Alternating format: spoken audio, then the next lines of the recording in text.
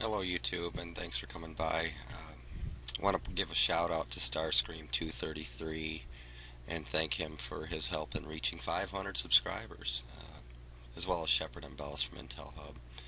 I appreciate you sending people my way and seeing that what information I offer is valid and worth your endorsement. So thank you very much, and I thought I'd go ahead and celebrate the 500 subscribers because it'll likely fall once some of the more closed-minded folks see that I'm an astrologer and that I don't necessarily hold the same beliefs as they. Anyway, we'll get into the charts here. This is a chart for T-Cross we had occur back on July 30th of 2010, for which there were no observable ramifications or manifestations behind them. And to be honest, folks, I made predictions. Well, not verbal predictions, but I acted on some things that I saw were potential with this. And my girlfriend and we went up north and spent the weekend up there to ride out this energy, and nothing really seemed to occur outwardly anyway. And so it left me wondering, why didn't anything occur? And you know, the way I understand it is energy does not just go away. Energy is bears two forms: potential and kinetic. And so this became a potential energy in my mind, anyway. And so I kept a vigilant eye out largely for the Aries point and other cardinal points, meaning 0 degrees of Aries, Cancer, Libra, and Capricorn. And so when when when all of the anomalies and the animal deaths and everything occurred back in January, I started looking into the stars, of course, as that's what I do to bear. When I wanted to know why something's happening or whatnot, I consult astrology. And as you see here, on the day of the tsunami, Uranus actually went over that Aries point, and I had made a video on my old channel that I'm not able to access anymore, on Dead End 70 user on YouTube. I saw this as a very large opportunity for some of the energy that didn't splay and manifest on July 30th to take place. And so I made the prediction of earth-changing events. Not, I didn't specifically predict anything. It's just I could see that there was a high chance that we would have earth-changing events take place on this day. And so,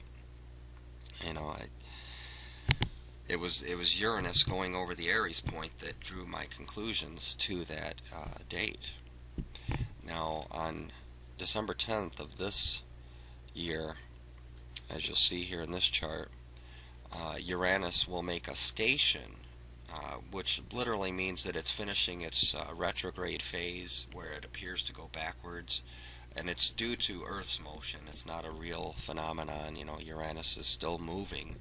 It's just an apparent motion. But nonetheless, humans seem to respond to these energies as if the planet were traveling backwards or not moving at all.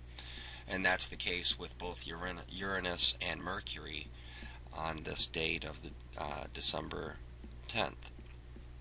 Now you see Mercury and Uranus are in a trine relationship, which means that their energies seem to flow together well, and they lend each other's energies back and forth. Now Mercury is finishing its retrograde phase as Uranus is finishing its retrograde phase, and to throw into the mix, we have an eclipse on this day, a total lunar eclipse. So it's definitely a time of culmination of different things going on the planet. Uranus being in a square to Pluto means a conscious and driven need for change through the masses and radical change. And we're seeing that with, the Arab Spring going and followed by, Occupy Wall Street and several different countries experiencing financial woes that are leading people to rebel in the streets. And that fits this energy perfectly. Well, this will be once again another hot spot, if you will, for there's a likelihood of events. I don't know what the events will be, and I wouldn't dream of making a prediction because Uranus is involved, and Uranus, by its own properties, is the unpredictable one. It likes to surprise people and produce radical change.